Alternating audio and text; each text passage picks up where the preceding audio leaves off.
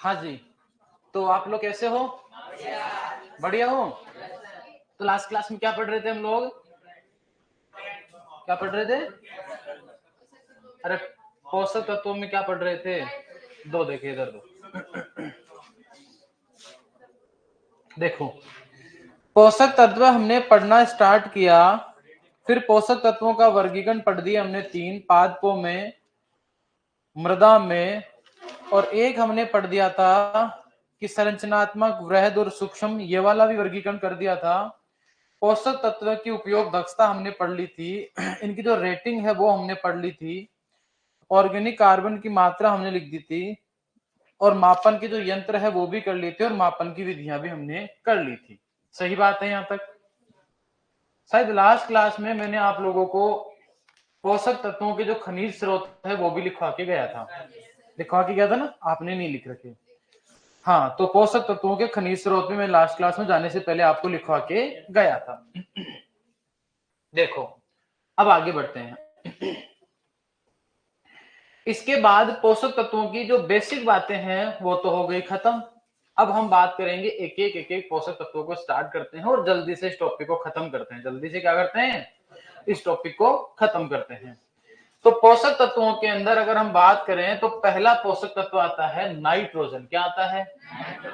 यानी नंबर 1 पर अगर किसी पोषक तत्व की बात करेंगे तो उसका नाम क्या है? नाइट्रोजन।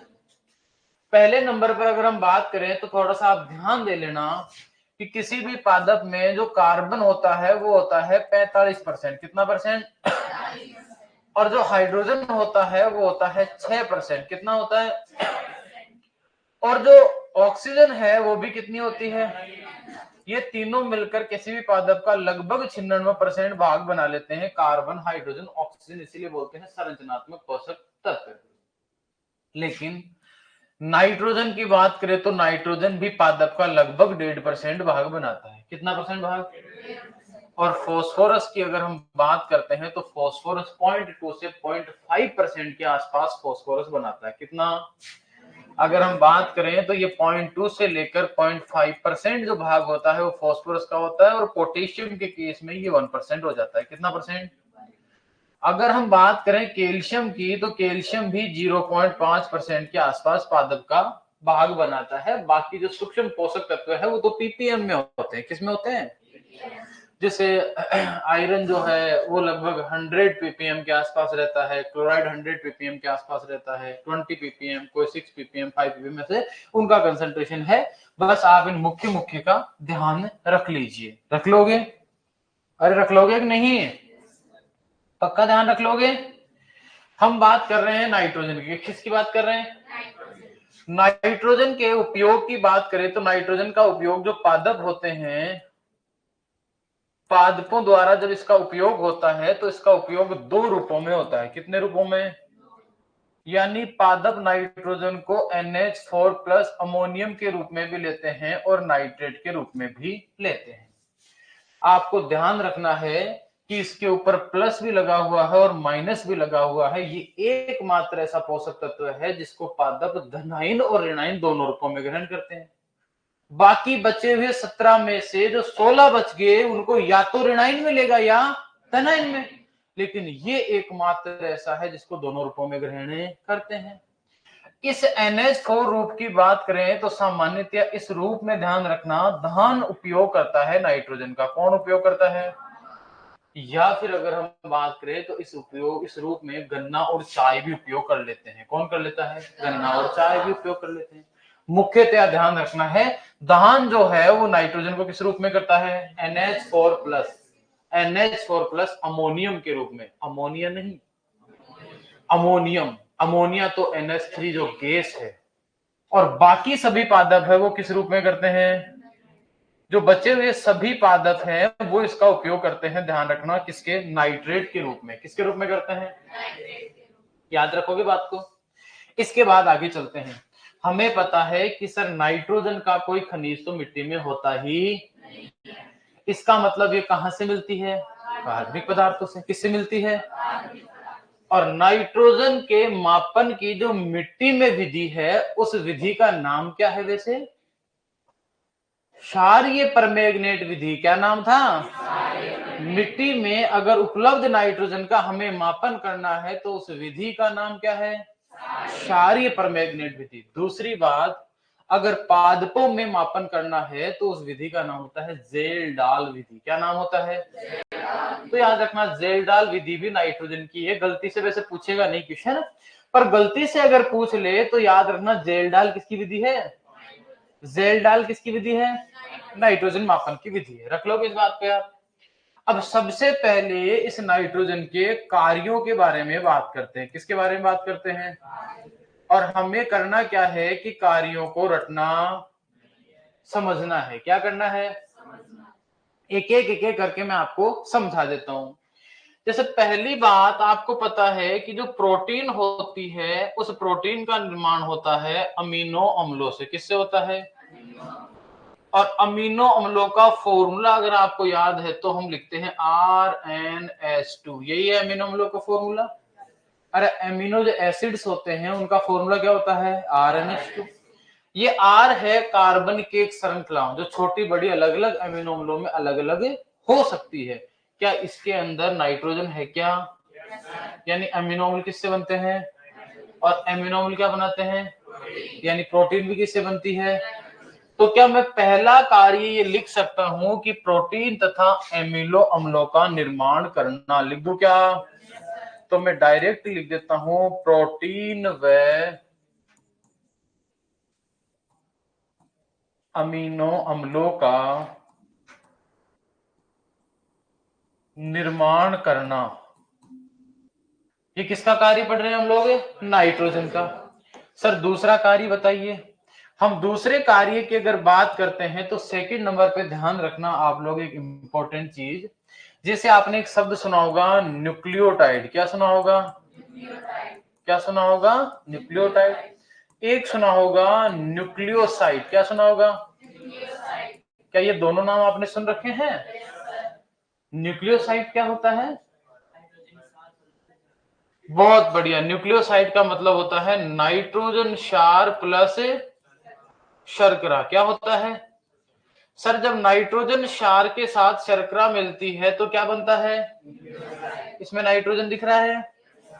और न्यूक्लियोटाइड का मतलब होता है कि जो न्यूक्लियोटाइड्स होते हैं इनके साथ जुड़ जाए फॉस्फेट। क्या जुड़ जाए? यानी ये दोनों तो है, साथ में अगर फॉस्फेट और जुड़ जाता है तो क्या बन जाता है? क्या बन जाता है? इस न्यूक्लियोटाइड से बनता है न्यूक्लिक एसिड। क्या बनता है? और याद रखना यही है जो डीएनए आरएनए का निर्माण है। यानी डीएनए आरएनए में नाइट्रोजन है क्या? न्यूक्लियोसाइड में है क्या? न्यूक्लियोटाइड में है क्या? तो लिख दूं क्या? यानी हम कह देंगे nucleoside, nucleoside, nucleotide, nucleoside, nucleotide, DNA, RNA आदि का निर्माण करना। आदि का क्या करना? निर्माण करना। कोई दिक्कत है इसमें? इसके बाद बात करते हैं, पौधों में हरे रंग के लिए जिम्मेदार होता है क्लोरोफिल। कौन होता है? कौन होता है? यानी कोई भी पौधा हरा किसकी वजह से होता है? किसकी वजह से होता है? देखो एक तो होता है मैग्नीशियम। क्या होता है? मैग्नीशियम के चारों तरफ जुड़ा रहता है नाइट्रोजन। क्या जुड़ा रहता है? और इस तरह की जो रिंग बनती है इस रिंग का नाम होता है पोरफायरिन रिंग। क्या है? यानी कि बताइए पोरफायरिन रिंग का निर्माण कौन करता है? और एक रिंग में कितने नाइट्रोजन है? और मैग्नीशियम कितना होता है? पोरफायरिन रिंग में 4 नाइट्रोजन होते हैं और एक मैग्नीशियम होता है, और ये पोरफायरिन रिंग ही क्या बनाती है? तो या तो ऐसे लिख दो कि क्लोरोफिल का निर्माण करता है, या ऐसे लिख दो क्लोरोफिल तथा पोरफायरिन रिंग का निर्माण करता है और एक रिंग में 4 नाइट्रोजन होते हैं। कितने नाइट्रोजन होते हैं? कितने होते हैं? इसका मतलब अगला जो क्वेश्चन बन जाता है यहां से, नेक्स्ट क्वेश्चन जो थर्ड कार्य बन जाता है वो बन जाता है क्लोरोफिल तथा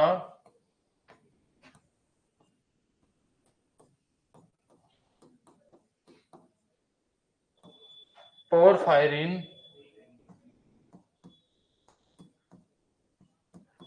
रिंग का निर्माण करना एक रिंग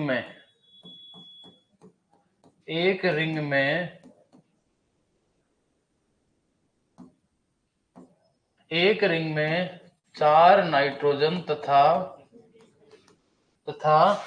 1 मैग्नीशियम पाया। कोई दिक्कत है इस बात से आपको? बिल्कुल भी दिक्कत नहीं है। ठीक है, दिक्कत नहीं है तो आगे बात करते हैं। देखो, कार्यों में यह भी लिखवाया जाता है कि पौधों को हरा रंग देने का काम कौन करता है? सीधी सी बात है यार, क्लोरोफिल बनाएगा तो हरा रंग भी कौन देगा? अब किताब में लिखा हुआ है तो मैं भी लिखवा दूंगा, पर मेरे हिसाब से कॉमन सेंस वाली बात है कि हरा रंग कौन देगा? क्लोरोफिल देगा। सही बात है ना? इसके अलावा जैसे मान लीजिए खेत में पौधा छोटा रह जाता है, क्या रह जाता है? तो हम कौन सा उर्वरक देते हैं? यूरिया। क्योंकि यूरिया जो है वो करता है पौधे की वानस्पतिक वृद्धि को बढ़ाता है। किसको बढ़ाता है? पौधे में 2 प्रकार की वृद्धि होती है, एक तो होती है वानस्पतिक, क्या होती है? और दूसरी वृद्धि होती है जिसको बोलते हैं जनन वृद्धि। क्या बोलते हैं? यानी कि सेक्सुअल और एक तो जाती है सेक्सुअल जिसको रिप्रोडक्टिव बोलते हैं, और एक एसेक्सुअल ग्रोथ होती है। कौन सी? एसेक्सुअल, जिसको बोलते हैं हम लैंगिक वृद्धि करके बोल देते हैं। और एक लैंगिक और एक अलैंगिक 2 टाइप की वृद्धि आप लोगों ने पढ़ी होगी, बॉटनी में पढ़ी थी। तो वानस्पतिक वृद्धि यानी कि पौधे के अंकुरण के बाद उसको बड़ा करने का काम होता है नाइट्रोजन का। किसका होता है? उसके नीचे जड़ बनाने का काम किसका होता है? और ऊपर फूल लाने का काम भी किसका होता है? यानी कि जड़ का और फूल लाने का काम फास्फोरस का है, और इसको बड़ा करने का काम किसका है? तो हम कह देंगे पौधे की वानस्पतिक वृद्धि को बढ़ाना क्या करता है?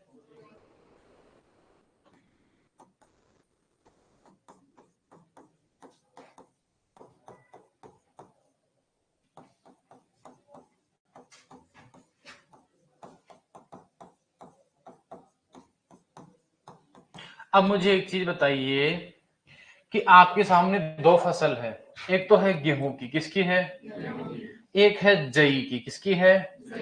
गेहूं से आपको चाहिए दाना, क्या चाहिए? और जई से आपको चाहिए चारा, क्या चाहिए? तो मुझे ये बताओ, गेहूं आप ऐसा चाहोगे क्या जो बहुत बड़ा हो, या फिर ऐसा चाहिए जिसमें बाली बड़ी है और दाना ज्यादा लगे? और जई आप कैसी चाहोगे, जिसमें दाना ज्यादा है या फिर जो बड़ी हो? सही बात है ना? इसका मतलब नाइट्रोजन चारे वाली फसलों की गुणवत्ता को क्या करता है, और दाने की मात्रा को क्या करता है? समझ में आ गई मेरी बात? तो हम सीधा सीधा लिख देंगे कि नाइट्रोजन क्या करता है, दाने की मात्रा को तो घटाता है और चारे की मात्रा को। चाहे तो हम ये भी कह सकते हैं, जो भी नंबर है आगे वाला कौन सा नंबर आ रहा है वो, चाहे तो हम ये भी कह सकते हैं कि देखो, अगर किसी फसल की वानस्पतिक वृद्धि ज्यादा होती है तो वो होती है कोमल। कैसी रहती है? जैसे रिजिका सॉफ्ट सॉफ्ट है एक तो, और एक रिजिका मान लो हार्ड हार्ड है, कठोर कठोर सा है। तो अच्छा कौन सा है फसलों के लिए? जिसको बोलते हैं गूदेदार, सकुलेंट बोलते हैं। क्या बोलते हैं? तो हम चाहेंगे कि चारा ऐसा हो जिसमें पानी की मात्रा भी ज्यादा हो, कोमल कोमल हो, वो क्या रहेगा? अच्छा रहेगा। और कोमल कब होगा? जब वानस्पतिक वृद्धि क्या होगी? और वानस्पतिक वृद्धि कौन करता है? इसका मतलब हम ये तो ये कह सकते हैं कि चारे वाली फसलों की गुणवत्ता को कौन बढ़ाता है? चारे वाली फसलों की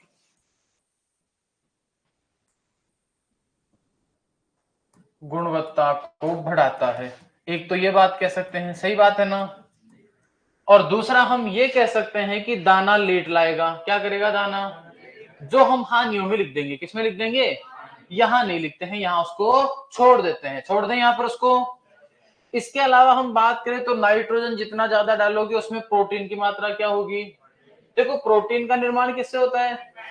ज्यादा नाइट्रोजन डालोगे तो प्रोटीन क्या होगी? इसका मतलब जो दाना होता है उसमें प्रोटीन की मात्रा क्या होगी? ज्यादा। तो हम कह सकते हैं प्रोटीन की मात्रा को क्या करता है? हाँ, प्रोटीन की मात्रा को बढ़ाता है। कौन बढ़ाता है? कौन बढ़ाता है? नाइट्रोजन। कौन बढ़ाता है? यहां तक कोई दिक्कत नहीं है? बिल्कुल भी दिक्कत नहीं है। इसके बाद हम बात करते हैं कि सर क्या नाइट्रोजन ज्यादा डाल दे तो कोई हानियां भी हो सकती है क्या? तो देखो, अधिकता का प्रभाव, किसकी अधिकता का? हाँ, नाइट्रोजन की अधिकता का हानिकारक प्रभाव। क्या पढ़ रहे हैं हम? हानिकारक प्रभाव। पहली बात समझना,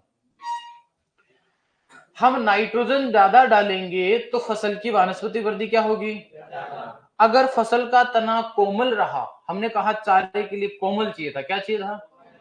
अगर तना कोमल रहा तो फसल गिरेगी कि नहीं गिरेगी? यानी एक गड़बड़ होगी, नाइट्रोजन ज्यादा डालोगे तो फसल ज्यादा गिरेगी। सही बात है पहली। दूसरी बात, एक कीट आता है, एक तो कठोर तना है और एक कोमल तना है, पहले किसको खाएगा? बावला थोड़ी है जो कीट कठोर को खाएगा, कोमल को ही खाएगा ना, पहले सॉफ्ट सॉफ्ट जो रहेगा उसको खाएगा। एक बैक्टीरिया है, नाम भी है क्या कोमल किसी का? है? किसी का नहीं है? फिर तुम लोग ऐसे क्यों हंस रहे थे? कोमल है, जैसे मैंने कहा कोमल को कहा, पीछे वाला तो कोमल है, है? नाम सुनते ही क्या हो गया रे छोरू तुम्हारा? है? अच्छा हिड़क गए हो क्या? है?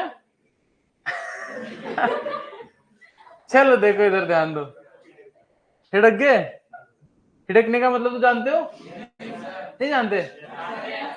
क्या होता है? हाँ जी, क्या कह रहा है? सर गंडक हिड़क जाता है, फिर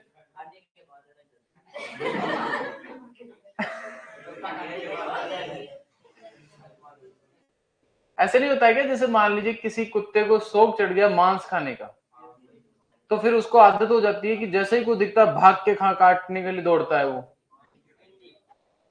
पिंडी, ये लो नागौर वाले, पिंडी क्या खाता है?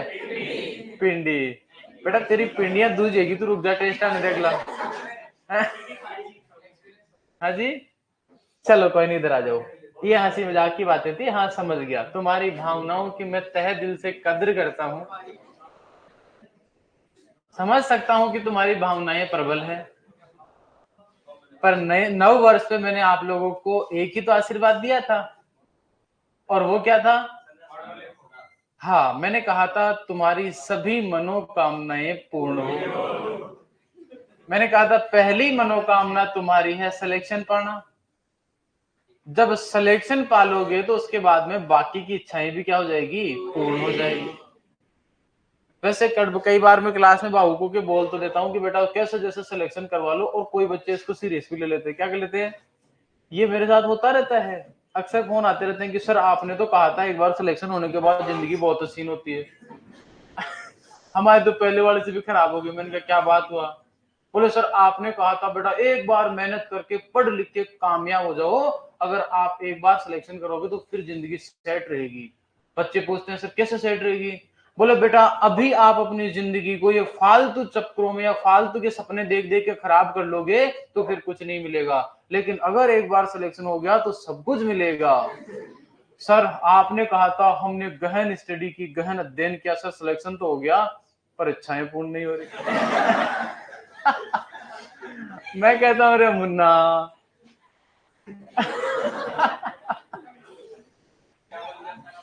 मुन्ना पढ़ाने का काम था मेरा यार। मैंने पढ़ा लिखा के इस लायक बना दिया कि तेरा सिलेक्शन हो जाएगा, अब बेटा सारी बातें मेरे से ही पूछेगा क्या? है? सही बात है ना, कुछ चीजें तो खुद को भी करनी होती है यार। मास्टर से कौन पूछता है कि सर आपने ऐसा कहा था, ऐसा हो नहीं रहा है। सर आपने झूठ कहा था उस टाइम, सर आपने हमको धोखे में रखा, आपके धोखे में आके हम पढ़ लिए और सिलेक्शन करवा लिए। तो कई बार ऐसा होता है कि मोटिवेट करने के लिए, जुनून लाने के लिए बच्चों को कहना पड़ता है। देखो हमारा तो मकसद ये होता है कि हम किसी भी तरीके से शाम दाम दंड भेद अपनाकर आप लोगों को एक अलग ही जिज्ञासा, एक अलग ही ललक पैदा कर दे कि आप पढ़ाई के प्रति झुक जाओ। किसके प्रति? लेकिन कुछ बच्चे थोड़े ज्यादा पे झुक जाते हैं। सर आपने कहा था, अभी तक पूर्ण नहीं हो रही इच्छा। तो ऐसा तुम्हें तो नहीं बोलेगा ना कोई, पक्की बात है ना। हाँ, मैंने कोई ऐसी इच्छा की बात नहीं की, मैंने तो ये कहा है कि सारी इच्छाएं पूर्ण हो आपकी, ठीक है। हाँ अब हाँ जी, क्या कह रही है? सारी नहीं होती। अब मैं तो किसका, तो मैं भी क्या ही कर सकता हूँ। देखो, मुझे नहीं,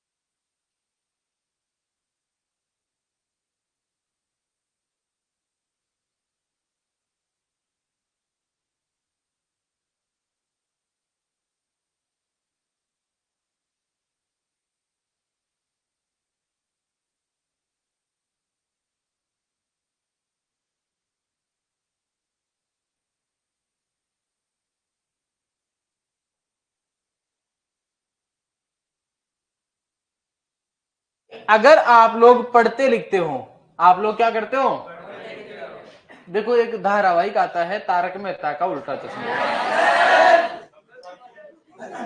वैसे तारक मेहता का उल्टा चश्मा जो है वो भारतीय संस्कृति में एक अलग ही प्रभाव छोड़ रहा है। लगभग हर एक घर के अंदर फेवरेट है और कितने लंबे टाइम चल रहा है और आगे भी चलेगा। क्योंकि वास्तविकता ये है कि सांसारिक या यूं हमारे पारिवारिक जीवन से जो चीजें हैं उनको उन्होंने उठाया है, पिक किया है। वो जो चीजें हम जीते हैं वही चीजें उन्होंने दिखाई है। तो उनमें दो किरदार है, एक तो है साइंटिस्ट अय्यर और एक है जेठालाल। देखे होंगे दोनों। तो साइंटिस्ट पढ़ लिख के इस लायक बन गया, पढ़ लिखे तो बना, ऐसे तो साइंटिस्ट बन नहीं गया, पढ़ा तभी बना ना। और जेठालाल पढ़ा नहीं, जेठालाल क्या नहीं हुआ। तो बेटा मेरा कहने का मतलब है, पढ़ लिख के साइंटिस्ट बनोगे तो क्या मिलेगा। और अगर मान लीजिए नहीं पढ़ोगे, क्या नहीं करोगे, तो बेटा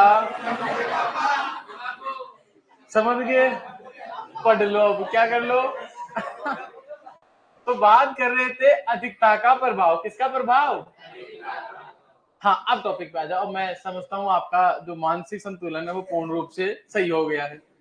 जिनके भी थोड़ी उदासी आ रही थी कि सर नाइट्रोजन ज्यादा हो रहा है, उनको मैंने सही लेवल पे ले आया हूं। अब मेरा मानना है कि नाइट्रोजन पे वापस से कंसंट्रेट करने की जरूरत है। तो पहला काम कि उस पर कीट ज्यादा लगेंगे, दूसरी बात उस पर बीमारियां भी ज्यादा होगी। बीमारियां भी क्या होगी, फसल क्या हो जाएगी, बताओ, दाना ज्यादा आएगा कम। पौधा पागलों की लगा रहता है, बढ़ता रहूं भूल जाता है कि दाना भी लगाना है ऊपर।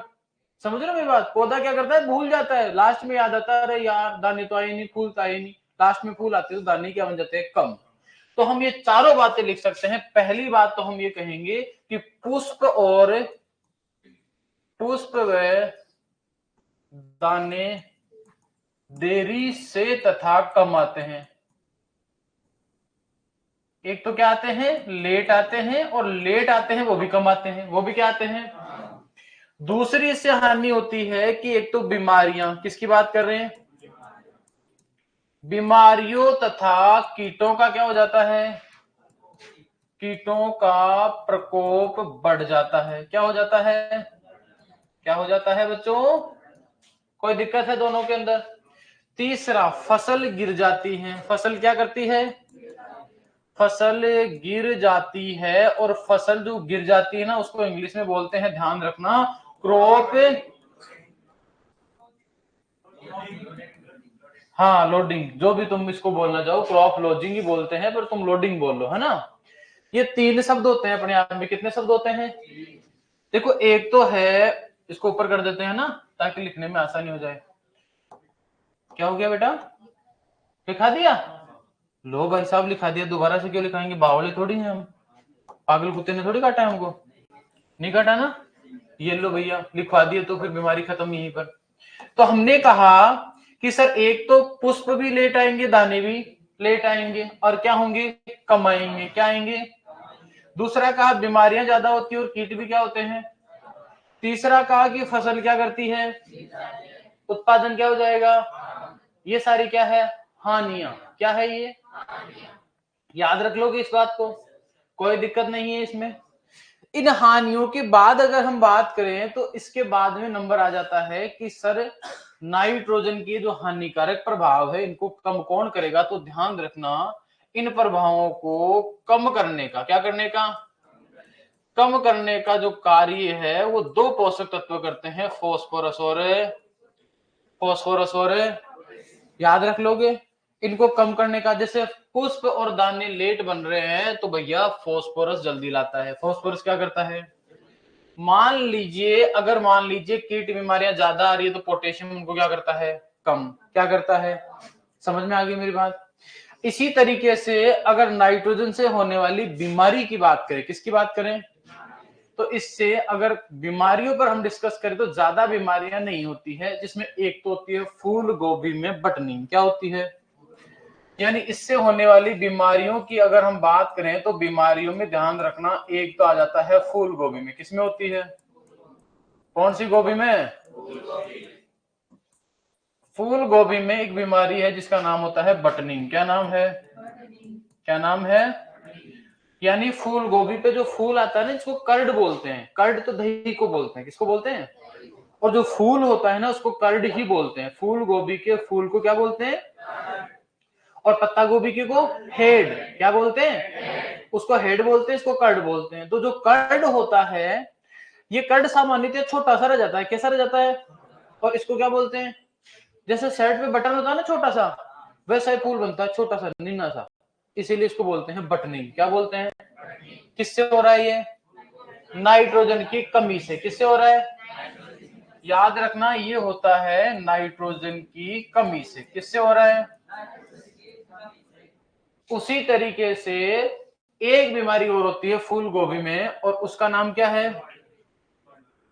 क्या नाम है, फूल गोभी में होता है जिसको बोलते हैं खोखला तना। क्या बोलते हैं,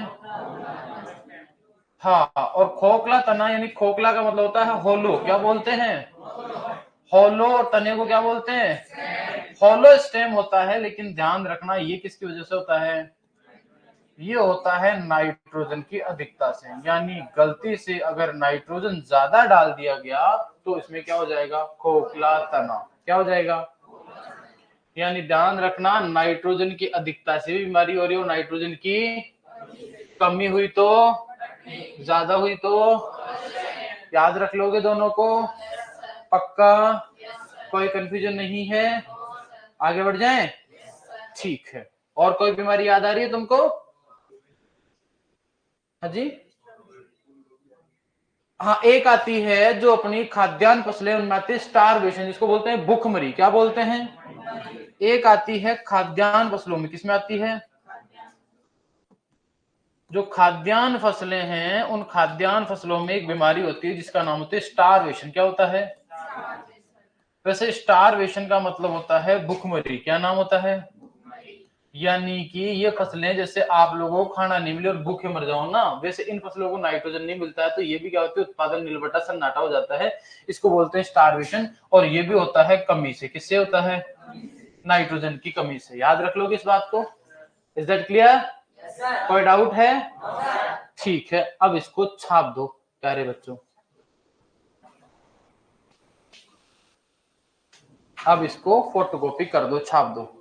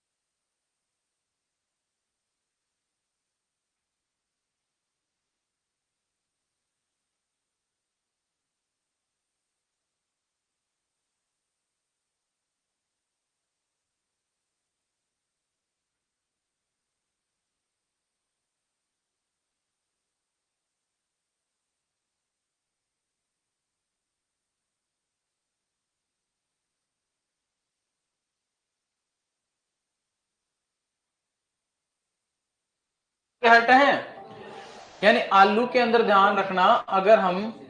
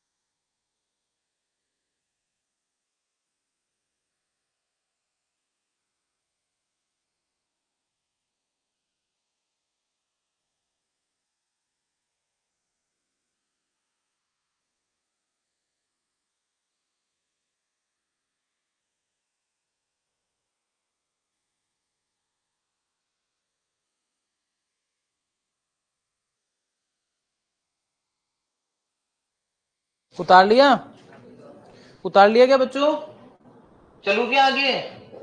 तो दो बीमारी बताई मैंने, लिख लेना ना, एक तो लिख लेना आलू में, किसमें लिख लेना, जिसका नाम क्या है, जिसका नाम है होलो हर्ट, क्या नाम है, और ये भी किससे होता है, नाइट्रोजन अधिकता से। और आलू में एक बीमारी नाम है जिसका नाम होता है ब्लैक हार्ट, क्या नाम है, ये होता है ऑक्सीजन की कमी से, किससे होता है, ये ब्लैक हार्ट होता है भंडारण में, कहां होता है, आलू को ऐसी जगह भंडारित कर दो जहां ऑक्सीजन नहीं है, तो वहां आलू अंदर से काला पड़ जाता है। आलू काटते हो घर पे सब्जी बनाते टाइम, तो आपने देखा होगा कि अंदर से आलू ब्लैक ब्लैक निकलता है, बस वह ब्लैक हार्ट है, ऑक्सीजन से हुआ है, किससे हुआ है, सेट है मामला।